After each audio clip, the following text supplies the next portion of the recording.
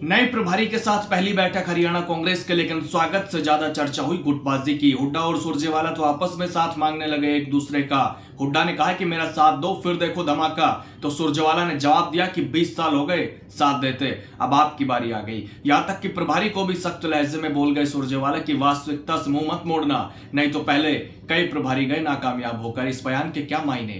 कैमरे के सामने हंसी दिखी, ठहाके भी लगे, लेकिन उन्हीं ठहाकों के बीच ऐसे तंज चले जिसने हरियाणा कांग्रेस की अंदरूनी तस्वीर सबके सामने खोल दी। शैलजा ने क्या कहा वो भी आपको दिखाऊंगा, और इतना सब देखने के बाद, सुनने के बाद नए प्रभारी ने क्या कहा वो भी आपको बताऊंगा।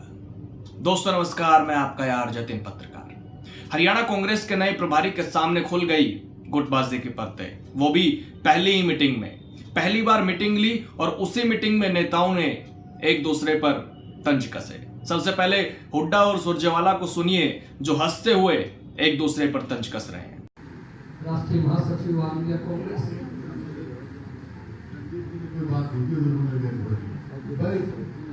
रणदीप सुरजेवाला जी ने कहा था कि आपका आशीर्वाद रहे तो कुछ ही मिलेगा। मैं रणदीप साहब सुरजेवाला से कह रहा हूँ, तू मेरा साथ दे पर देख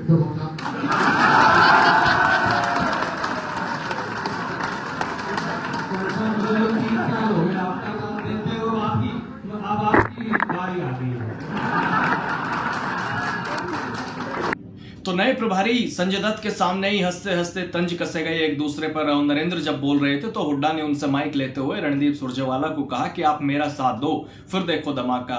तो जवाब में सुरजेवाला ने कहा कि मुझे 20 साल हो गए आपका साथ देते, अब आपकी बारी आ गई। इन बयानों की गहराई आप अच्छे से समझ रहे होंगे, और चेहरे पर भले ही हंसी हो, मीटिंग में बैठे लोग भी हंसी के ठहाके लगा रहे हैं, लेकिन इसके सियासी मायनों में संदेश क्या जा रहे हैं वो आप भी समझ रहे होंगे।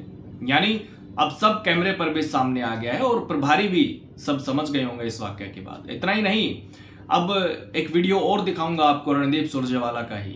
वो शीशा दिखाने की कोशिश कर रहे हैं पार्टी को। सुनिए उनका बयान और फिर शैलजा का भी बयान सुनाऊंगा।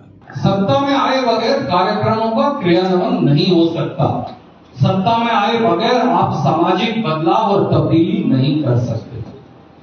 तो ये भी एक कड़वी वास्तविकता है, और उस कड़वी वास्तविकता का संजय जी एक बात सच्चाई की यह भी है कि 56 साल में 1970 से लेकर 67 में हरियाणा बना और 2026 तक 56 साल हो गए। 56 साल में हम केवल 3 चुनाव जीते। हम इस बात से गुरेज कर जाते हैं एक दूसरे को बोलने से। कांग्रेस पार्टी 56 साल में केवल 3 बार चुनाव जीती, बाकी सारे चुनाव हार गए। हम जब तक इस बात की पहचान करना स्वीकार नहीं करेंगे तब तक हाल नहीं निकालता। आप 1972 का चुनाव जीते फुल मेजोरिटी से। हुड्डा साहब को याद होगा क्योंकि हम तो उस समय छोटे थे, 52 के करीब शायद से सीट आई थी। जो है सर इतनी सीट आई थी कांग्रेस की 72 में 48 सीट आई थी। 48 सीट आई थी। अगर जो है आपको सही याद है, टोटल सीट भी 70 थी। आई नो 81 में से आई थी, ठीक है। तो हमारी फुल मेजोरिटी 72 में आई 70 के बाद। उसके बाद अगला चुनाव हम जीते 1991 में। हम 70 हारे, 82 हारे, 87 हारे, बीच में चुनाव नहीं जीते। अगला चुनाव हम जीते 1991 में, जब हमारी फिर 52 सीट आई थी, 51 सीट। फिर 1991 के बाद हम अगला चुनाव जीते 2005 में, जब हमारी 67 सीट आई। ना उसके बाद चुनाव जीते 5 के बाद, और उससे पहले हम 56 साल में केवल 3 चुनाव जीते। ये ठीक है कि कोई साथी आगे, कभी हमने लड़ा लिए, कभी वो आगे, उससे हमने सरकार बना ली, वो अलग बात है। पर पहले इस बात की हर कार्यकर्ता को भी और नेता को पहचान करनी पड़ेगी कि आप 56 साल में केवल 3 चुनाव ही जीत पाए। मैं मेरे छोटे भाई दीपेंद्र का बहुत आदर करता हूं। हम कहते रहे 60 एमपी एमएलए आगे थे जी, फिर जीते क्यों नहीं? कहते रहो आप 60 आए थे, 600 और ले आओ तो क्या फर्क पड़ेगा?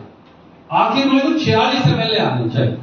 हम कहते रहे कि हमारी सबसे ज्यादा प्रतिशत वोट आई थी, पर एमएलए तो 37 पे आ गया करके।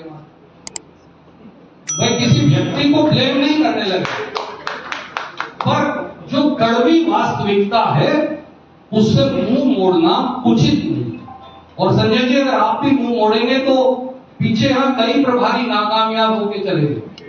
तो रणदीप सुरजेवाला ने पार्टी के नए इंचार्ज के सामने सबको पार्टी की वास्तविकता से वाकिफ कराते हुए कहा कि 56 साल में कांग्रेस सिर्फ 3 बार पूरी मेजोरिटी के साथ सत्ता में आई। 56 साल में 3 बार कांग्रेस अपने दम पर जीती है सिर्फ, बाकी तो गठबंधन की अलग बातें हैं। उन्होंने दीपेंद्र हुड्डा का नाम लेकर कहा कि कुछ भी कहते रहो, लेकिन आखिर में 46 एमएलए आने चाहिए। हम कहते रहे कि हमारी सबसे ज्यादा वोट प्रतिशत आई थी, पर विधायक तो 37 पर आकर अटक गए। उन्होंने कहा कि वो किसी व्यक्ति को ब्लेम नहीं कर रहे, लेकिन जो कड़वी वास्तविकता है उससे मुंह मोड़ना उचित नहीं है। और उन्होंने नए प्रभारी का नाम लेकर कहा कि संजय जी, आप भी मुंह मोड़ेंगे तो पीछे कई प्रभारी नाकामयाब होकर चले गए। इसके अलावा कुमारी शैलजा ने भी अपने बयान में कहा कि आपस में हम जद्दोजहद करते रहेंगे, उलझते भी रहेंगे, लेकिन वो यहीं तक सीमित रहनी चाहिए। दिक्कत आती है हमारे वर्कर्स की, जब वर्कर नीचे तक डिवाइड हो जाता है तो जमीन पर क्या मैसेज जाता है। एक वर्कर दूसरे वर्कर को नमस्ते नहीं कर पाता, एक दूसरे नेता को नमस्ते नहीं कर पा रहा। सत्ता में कांग्रेस नहीं आने पर उन्होंने अपनी नाराजगी जताई है, वो भी आप सुनिएगा। और फिर बताऊंगा कि प्रभारी का बयान जो मीटिंग में सभी नेताओं को सुनते रहे, उनकी बातें सुनते रहे, उनसे बात की और फिर खुद उन्होंने क्या कहा वो भी आपको बताऊंगा। लेकिन पहले कुमारी शैलजा को सुनिए। इनफॉर्मली बोले या किसी के सामने बोले, ये कड़वी सच्चाई है कि सत्ता में ना आना अपने आप में एक बहुत बड़ा क्वेश्चन मार्क है कि क्यों हम सत्ता में नहीं आना चाहिए था। और बार बार जब पार्टी ऐसे होती है और लोगों की इच्छा होती है कि पार्टी सत्ता में आए, वर्कर मेहनत करता है कि पार्टी सत्ता में आए। असली बात ये है, और इस मूल को आपने संगठन में काफी काम किया, इस मूल बात को आप समझेंगे तभी बात आगे बढ़ पाएगी। अपनी तरफ से सभी लोग पार्टी के समर्पित लोग हैं जो यहाँ पर बैठे, ऐसा नहीं है कि कोई समर्पित नहीं। और भाई बात ये है कि हम लोग जो यहाँ बैठे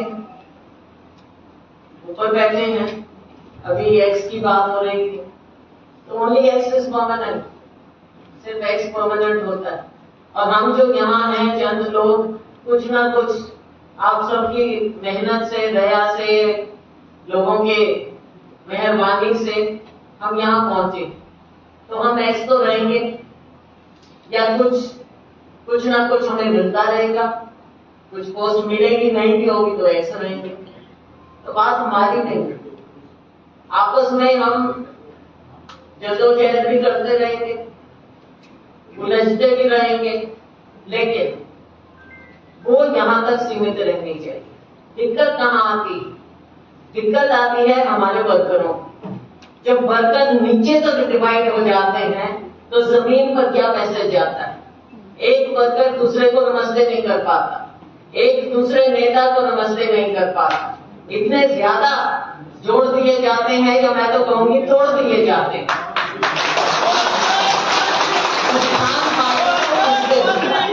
आपस की प्रॉब्लम नहीं है। मीडिया वाले भी पूछ रहे थे अभी बाहर कि गुटबाजी, मतलब गुटबाजी क्या होती है? ग्रुप होते हैं और होता है कि पार्टी का और किसी भी संगठन का और राजनीति का ये हिस्सा होता है, लेकिन वो गुट कड़वाहट में जब बदल जाए तो नुकसान तब होता है।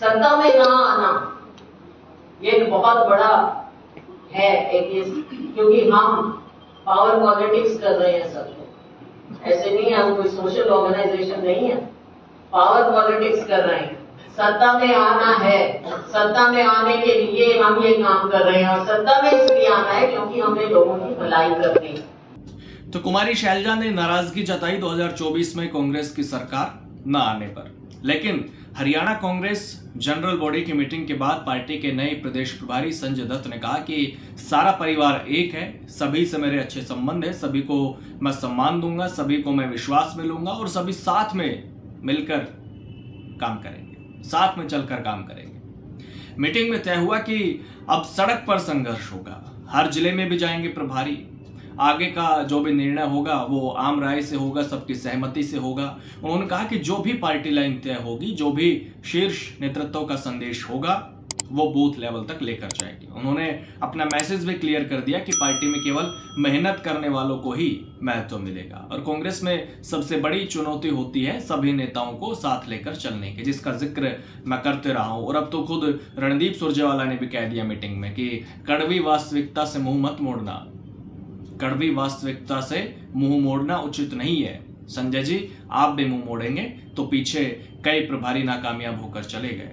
और मैंने पहले भी बताया है कि पिछले 7 से 7.5 साल में संजय दत्त को छठे प्रभारी के रूप में नियुक्त किया गया है हरियाणा में। ऐसे में अब देखना होगा कि संजय दत्त हरियाणा कांग्रेस को कितना संभाल कर चल पाते हैं।